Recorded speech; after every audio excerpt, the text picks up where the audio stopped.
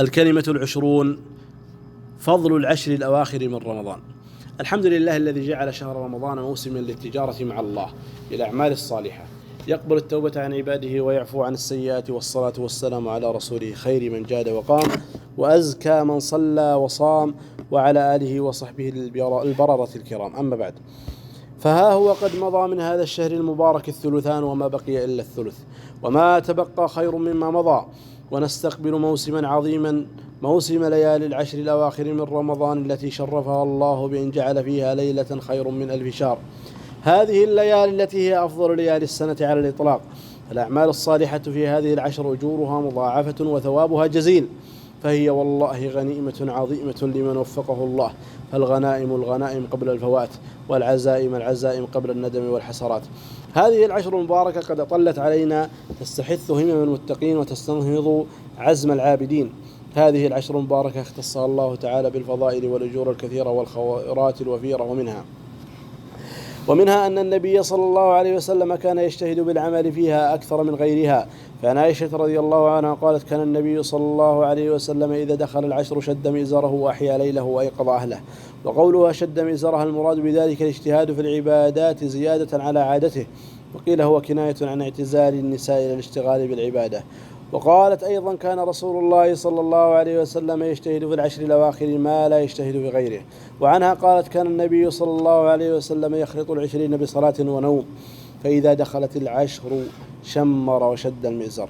ومن خصائص العشر أن النبي صلى الله عليه وسلم كان إذا دخلت العشر اعتكف في مسجده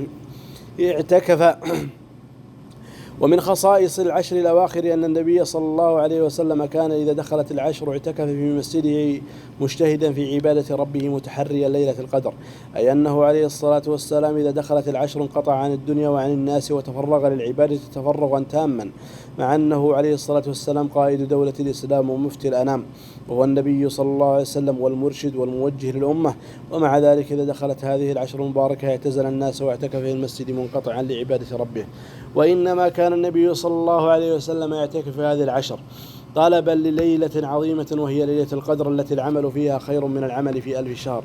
فينبغي لنا أن نقتدي برسول الله صلى الله عليه وسلم، وأن نتفرغ للعبادة في هذه العشر المباركة وفي هذا الموسم العظيم، أو على الأقل نتخفف من مشاغل الدنيا التي لا تنقضي. ومن خصائص العشر الأواخر من رمضان أن فيها ليلة القدر التي هي خير من 1000 شهر. فاعرفوا رحمكم الله لهذه العشر فضلها ولا تضيعوها، فوقتها ثمين وخيرها ظاهر مبين.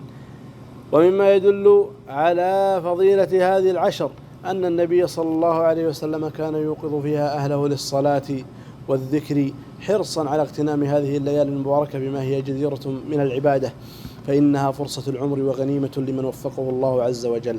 فلا يليق بالعاقل أن يفوت هذه الفرصة الثمينة على نفسه، فينبغي للمسلم أن يجتهد في هذه الليالي المباركة حتى يدرك ليلة القدر، وينبغي أن يقوم مع الإمام جميع هذه الليالي حتى يكتب له قيام ليلة، وإذا كتب له قيام ليلة فيكون قد وافق قيام ليلة القدر. وقد قال النبي صلى الله عليه وسلم: ومن قام ليلة القدر إيمانا واحتسابا غفر له ما تقدم من ذنبه. وإن مما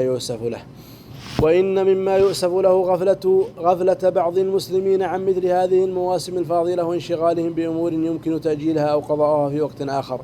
وإذا أردت البرهان لذلك فانظر إلى ازدحام الأسواق وكثرة الناس فيها بهذه الليالي الفاضلة المباركة. فينبغي للمسلم أن يغتنم هذه الليالي المباركة، لعله أن يدرك ليلة القدر، ولعله أن يدرك نفحة من نفحات الرب عز وجل، فيكتب الله تعالى له بسببها سعادة الدنيا والآخرة وأفضل الأعمال. وما هي أفضل الأعمال في ليلة القدر؟ وأفضل الأعمال التي تفعل في هذه الليالي المباركة الصلاة، يعني في الليالي العشر، فقد كان النبي صلى الله عليه وسلم يحيي هذه الليالي المباركة أو أكثرها بالصلاة. ومن الأعمال التي ينبغي الحرص عليها في هذه العشر المباركة الاكثار من الدعاء، فإن الدعاء حري بالإجابة، ولهذا جاءت آية الدعاء: وإذا سألك عبادي عني فإني قريب أجيب دعوة الداعي إذا دعان، بين آيات الصيام. وفي هذا إشارة إلى أنه ينبغي للصائم أن يكثر من الدعاء في شهر صيام، ولا سيما في هذه العشر المباركة. ومما يشرع في هذه العشر الاعتكاف، فإذا تيسر المسلم أن يعتكف في هذه العشر المباركة فهذه هي السنة، وهذا هو هدي النبي صلى الله عليه وسلم. وإذا لم يتيسر له ذلك فلا أقل من أن يعتكف في الليالي التي ترجى فيها ليلة القدر. أيها الإخوة، ليالي العشر ليالي مباركة، فهي أنس المجتهدين ورياض المتهجدين وقرة عيون المتعبدين، يشمر فيها للعبادة المتقون، ويتنافس في فضائلها المتنافسون، ويتعرضون فيها لنفحات الرب الكريم. أحيوا هذه الليالي بقلوب خاشعة، واطلبوا سلعة الله الغالية. اللهم بارك لنا في هذه الليالي العشر، ووفقنا فيها لليلة القدر، واجعلنا ممن يفوز فيها بجزيل الثواب وعظيم الأجر. صلى الله على نبينا محمد وعلى آله وصحبه وسلم.